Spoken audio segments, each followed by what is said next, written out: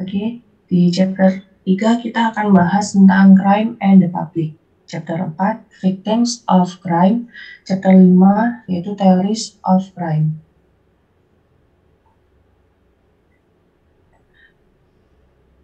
Crime and the public. Kejahatan bukan hanya dari pikiran penjahat, namun juga terdapat faktor sosial. Beberapa faktor diantaranya yaitu, pertama, hukuman apa yang berlaku, kedua, rangkaian keadaan sekitar, tiga, etos sistem kepolisian, keempat, sistem penanganan kasus psikiatri, kelima, karakteristik hakim, keenam, aturan yang mengatur proses pengadilan, tujuh, pandangan masyarakat tentang kejahatan. Orang tua dan wanita cenderung memiliki ketakutan akan kejahatan yang jauh lebih besar dibandingkan individu lain. Terdapat 3 cara utama yang mempengaruhi level ketakutan akan kejahatan. Yang pertama, pengetahuan langsung mengenai kejahatan di sekitar. Yang kedua, liputan berita kriminal yang beredar atau viral di media sosial. Yang ketiga, karakteristik sosial yang membuat kita tidak terlalu takut dengan tindakan kriminal. Theories of fear of crime. Yang pertama, cultivation theory atau teori kultivasi untuk mempengaruhi media massa pada persepsi publik tentang kejahatan dan efek media secara umum. Yang kedua, availability heuristic theory atau teori heuristik ketersediaan. Sejauh mana media menciptakan gambaran kejahatan yang jelas dan mudah diakses dalam pikiran. Yang ketiga, cognitive theory atau teori kognitif. Aspek pentingnya adalah independensi relatif dari risiko dan keseriusan dalam menciptakan ketakutan.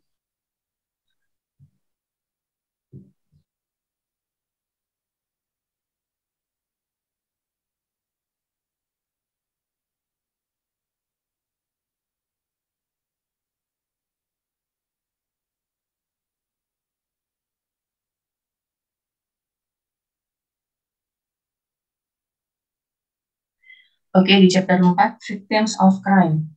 Victimologi sebagai cabang dari bidang umum kriminologi mempelajari antarmuka korban pelaku kejahatan. Fokus awal dari victimologi adalah pada karakteristik korban yang meningkatkan kemungkinan seseorang untuk menjadi korban. Yang pertama, victim offender overlap, yang kedua, routine activity theory, yang ketiga, the general theory of crime. Studi yang dilakukan oleh The Valve tahun 2005 menyebutkan dampak yang akan dirasakan oleh korban kejahatan antara lain marah pada pelaku, kecemasan atau panic attack, takut jika masalah akan terulang lagi atau trauma, merasa terisolasi dan tidak aman. Kerusakan psikologis yang diderita korban mungkin memiliki implikasi jangka panjang yang dapat membuat mereka lebih rentan untuk kembali menjadi korban di masa depan.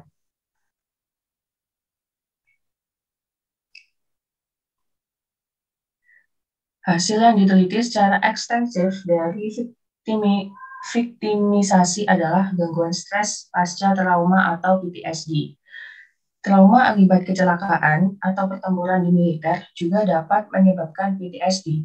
Gangguan stres pasca trauma bukanlah konsekuensi langsung dari trauma, tetapi dapat mengikuti pada tahap tertentu setelah trauma. Teori PTSD yang memiliki aspek memori untuk menjelaskan sebagai fenomena memori yang mengganggu adalah sebagai berikut. Yang pertama, stress response theory, kedua, conditioning theory, dan yang ketiga, dual representation theory. Salah satu pendekatan untuk menangani ingatan trauma adalah melalui penggunaan penulisan trauma terstruktur. Ketika stres atau pengalaman traumatis diartikulasikan ke dalam kata-kata, kesehatan fisik dan mental ditingkatkan. Dalam konteks ini, narasi adalah konstruksi cerita atau narasi tentang penderitaan dan peristiwa traumatis. Di sisi lain, gejala penghindaran lebih baik ditingkatkan dengan menulis ekspresi emosional. Gejala penghindaran termasuk membiarkan diri sendiri kesal dengan pikiran tentang kejadian itu dan berusaha untuk tidak berbicara atau memikirkan peristiwa itu. Greenberg dan Beach tahun 2004 menyatakan beberapa gagasan decision making seseorang melaporkan kejahatan ke dalam 3 mekanisme, antara lain yang pertama adanya hadiah atau penghargaan bagi pelapor atau reward or cost-driven. Yang kedua, dorongan emosional atau munculnya dorongan emosi pada korban atau affect-driven. Dan yang ketiga, nasihat sosial dari lingkungan sekitar atau social-driven. Selanjutnya adalah teori dari kejahatan. Yang pertama adalah social or macro level theories. Dalam teori ini dijelaskan pada dasarnya kejahatan adalah sebuah konsekuensi dari struktur sosial daripada kecenderungan genetik atau masalah kejiwaan. Teori konflik Marxis menganggap sistem peradilan pidana sebagai sarana di mana kelas dominan atau istimewa mempertahankan dominasi dan hak istimewa mereka. Yang kedua ada teori community or locality level theories.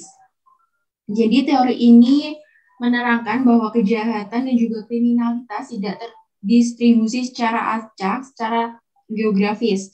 Pada dasarnya, teori ini menunjukkan bahwa area yang berbeda memberikan peluang yang berbeda untuk base pelaku. Secara umum, kejahatan cenderung dilakukan cukup dekat dengan home base pelaku, akan tetapi seringkali ada semacam zona penyangga di sekitar rumah atau base mereka, di mana mereka tidak melakukan kejahatan karena resiko untuk dikenali cukup tinggi. Teori ketiga adalah Group and Socialization Influence Theory. Jadi, teori ini menjelaskan pengaruh lingkungan sosial terhadap perilaku kriminal. Pada teori ini dibagi menjadi 3, yaitu subculture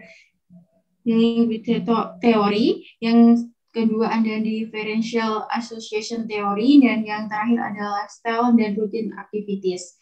Yang keempat adalah individual level theory.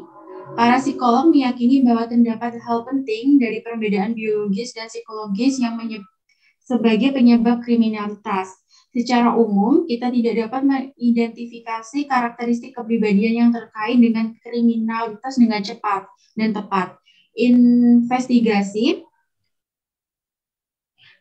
Investigasi melalui alat ukur psikometrik tradisional untuk mencoba memahami karakteristik kelompok pelaku tertentu pada umumnya kurang memberikan hasil yang sangat meyakinkan. Hasil ini juga masih bisa dikritik. Di sisi lain juga tetap dapat beberapa tipe kepribadian yang berhubungan dengan kriminalitas seperti psikopat dan gangguan kepribadian antisosial. Yang kelima adalah Eysenck Biosocial Theory of Crime. Jadi Eysenck ini memahami kejahatan sebagian besar merupakan perluasan dari gagasan psikologi secara umum. Pandangannya tentang kejahatan cenderung memusuhi rekan akademis dan praktisi yang percaya bahwa teorinya tidak mengikuti temuan penelitian begitu dekat seperti yang disarankan. Yang keenam adalah Educational of Criminal. Jadi teori ini menjelaskan bahwa banyak persamaan antara kejahatan dan perilaku adiktif. Kecanduan atau perilaku adiktif adalah faktor dari interaksi pribadi dan lingkungan. Alasan untuk mempertimbangkan beberapa kejahatan sebagai kecanduan, yaitu kecanduan menyalahgunakan zat dan penyalahgunaan alkohol.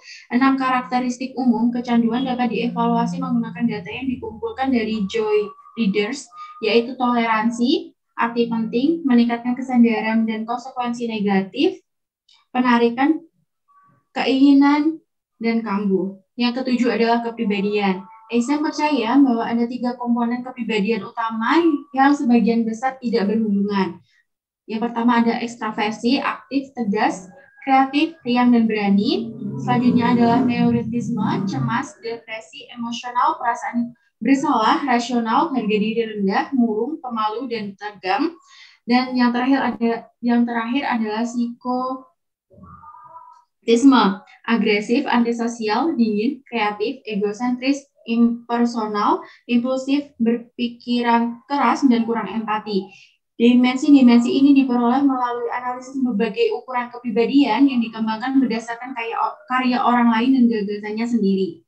Yang kedelapan adalah pengaruh lingkungan. Argumen Eysenck adalah bahwa perilaku kriminal dihasilkan dari kegagalan sosialisasi untuk menghentikan kecenderungan yang belum matang pada beberapa individu. Kecenderungan yang belum matang ini mencakup perhatian semata-mata untuk diri sendiri dan menginginkan kepuasan segera untuk kebutuhannya sendiri. Yang ke-9 adalah social learning theory. Jadi teori ini dikembangkan oleh psikolog Albert Bandura, di mana ia menyatakan bahwa individu mempelajari kebiasaan di lingkungan sosialnya dengan mengobservasi orang lain. Pembelajaran dari lingkungan sekitar inilah yang mendorong individu untuk berperilaku. Hal ini juga terjadi pada tindak kejahatan yang dipengaruhi oleh kejahatan di lingkungan sosial yang pernah terjadi pada perilaku kemudian direspon dengan hal negatif lain atau dikenal juga dengan teori ketegangan umum Agnew. Yang ke-10 adalah the social construction of crime. Jadi, teori konstruksionisme sosial tidak menjelaskan kejahatan, tetapi itu membantu kita untuk memahami mengapa konseptualisasi kejahatan adalah apa adanya.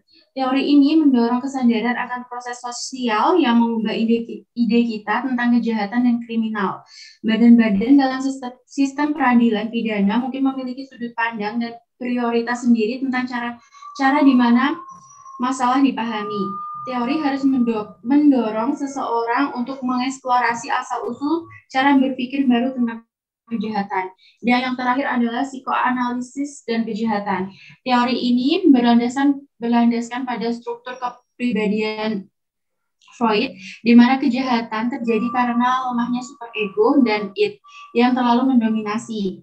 Selain itu, kejahatan bisa terjadi karena adanya aspek seksual yang tidak terpenuhi di masa lalu, kemudian terlampiaskan sebagai tindak kriminal seperti melecehkan wanita atau membunuh ayah sendiri untuk berhubungan dengan sang ibu atau dikenal dengan Oedipus kompleks.